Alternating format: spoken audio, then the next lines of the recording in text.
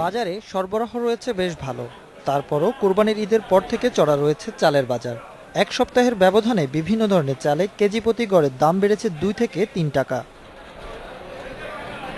রাজধানীর বিভিন্ন খুচরা বাজারে প্রতি কেজি স্বর্ণা চাল 40 থেকে 57 টাকায়, নাজিরশাইল 40 থেকে 48 টাকা, মিনিকেট 48 থেকে 57 টাকা, পাইজাম 42 থেকে 46 টাকা এবং মোটা চাল 35 থেকে 38 টাকায় বিক্রি হচ্ছে। কেজিতে 2 টাকার উপরে বাড়তি, এটা ঈদের পরে আর কমে নেই, এখন বাড়তি অবস্থায় আছে।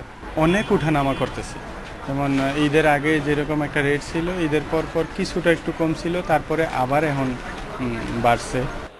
বাজারে চালের দাম বৃদ্ধি পাওয়ার পেছনে মজুদ ঘাটতির কোনো কারণ নেই বলছেন পাইকারি ব্যবসায়ীরা। মিল মালিকরা কৃত্রিম সংকট দেখিয়ে চালের দাম বাড়িয়েছেন বলে অভিযোগ তাদের। প্রচুর পরিমাণ ধান আছে, কিন্তু মেয়েরা সিন্ডিকেট কইরা এই চালের দামটা বাড়াইতে আছে কিছু মুনাফা অর্জন করার জন্য। এদিকে বেচা কিনে না, ওইদিকে চালের বাজারও বেশি, কিন্তু হিসাব নিকেশে কোনো দিক দিয়ে আমরা নিজেরাই খুঁজে পাচ্ছি না। শ্রীলঙ্কায় চাল রপ্তানি সরকারের সিদ্ধান্তের সাথে চালের মূল্য বৃদ্ধির কোনো সম্পর্ক নেই বলে দাবি ব্যবসায়ীদের।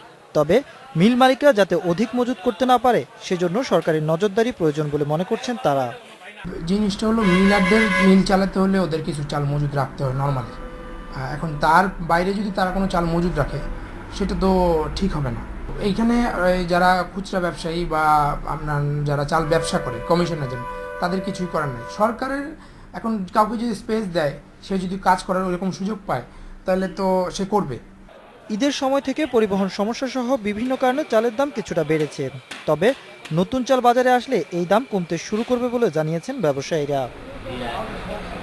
Ashraf Alam, independent news, Dhaka.